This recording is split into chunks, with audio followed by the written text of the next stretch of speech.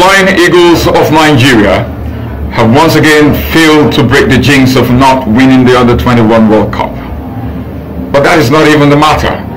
The matter is the Flying Eagles, the Under-21 team, the national Under-21 team of Nigeria, have failed to qualify for the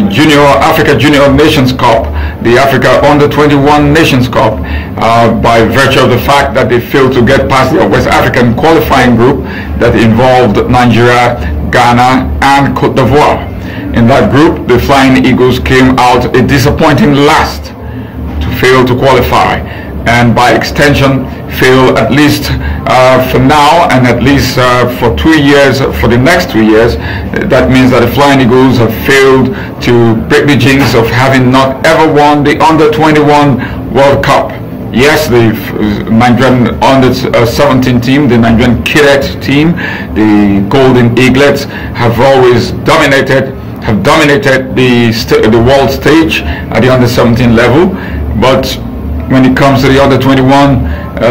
the Flying Eagles have disappointed against all expectation, because one would expect that having dominated the Under-17 level, there will be a likelihood that the Flying Eagles, which is supposed to be a natural progression of the Under-17 team, will be able to go on to do well by winning the Under-20 World Cup, or at least making a strong impression. But for many years, say in 1989, when the Flying Eagles came home with the silver medal, for many years the Flying Eagles have disappointed at the Under-21 level after the Golden Eaglets have raised hopes in the Under-17 level. And so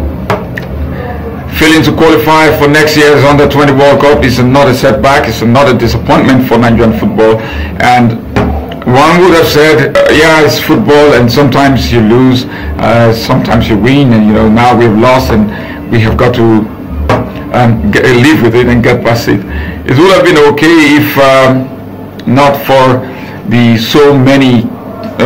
credible reports of some of the malfeasance and the corruption that take place in the selection process of players for the Under-20 World Cup, for the players selection process of players to represent Nigeria at that level, the Under-20 level. There have been so many credible reports of officials of the team, coaches of the team, and of course some members of the Nigeria Football Federation engaging in unwholesome practices when it comes to selection of players, taking money, bribes from players to be invited to the team, and also unduly influencing the decisions of the coaches when it comes to selection of players. And so that has been a bane of Nigerian football, and this latest setback in some ways makes one not so sad, because when the team is the product of corruption, when the team is the product of unwholesome malfeasance, then the failure of that team doesn't make me sad. It makes me glad in a way, because when you think about the other players who do not have money to bribe their ways in, when you think about other very talented players who, because they don't have enough connection or enough, in quote, links to get a proper look in by coaches of the team, then you feel less sorry